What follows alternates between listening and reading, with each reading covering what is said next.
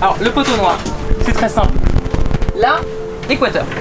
Là, ça tourne dans ce sens-là. Là, ça tourne dans ce sens-là. Donc là, pot de pu au milieu. Tu vois, c'est voilà. Là, pas de vent. Nous, on passe là. On suit exactement les pointillés qui sont là. C'est notre faute.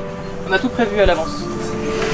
Et la semaine prochaine, non, c'est pas sorcier, nous parlerons avec Jamie des volcans. Merci Marie. Pendant quelques jours, le bateau a alterné avec des...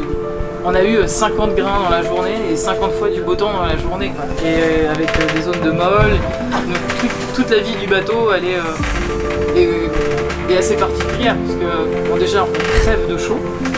Ton meilleur ami, c'est le ventilateur. On a acheté des petits ventilateurs individuels qui se branchent sur des USB. Et le bateau reprend clairement vie vers 18 h quand il commence à faire un peu plus frais quoi, et que la pénombre commence à arriver. Donc on en profite hein, pour dès qu'il y a des grains, on prend des douches, dès qu'on peut, on lave notre linge. Ouais. Notre premier grain dans le poteau noir, j'ai eu de la chance parce que je suis sorti sur le pont, juste pour faire un contrôle, puis je fais un nuage un peu gros, qui me plaisait pas trop. Et le temps de le regarder, de l'observer 2 minutes, je comprends que dessous c'est vraiment gros. On voit la mer un peu frisonnée et devenir de plus en plus gris anthracite, gris sombre. Directement je donne le call d'affaler le spic tout de suite parce qu'on a quand même des spics qui font plus de 350 mètres carrés. Après on a un grain à plus de 47 nœuds, 47-50 nœuds.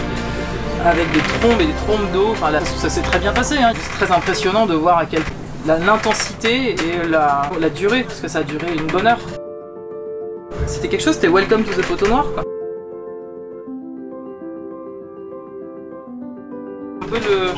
C'est un peu le gros problème du marin, c'est que du coup nous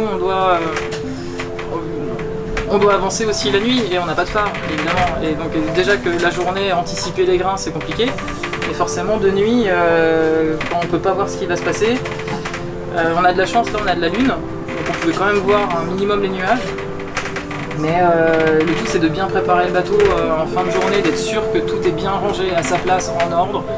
Et après énormément anticiper les choix de voile, énormément anticiper toutes les manœuvres.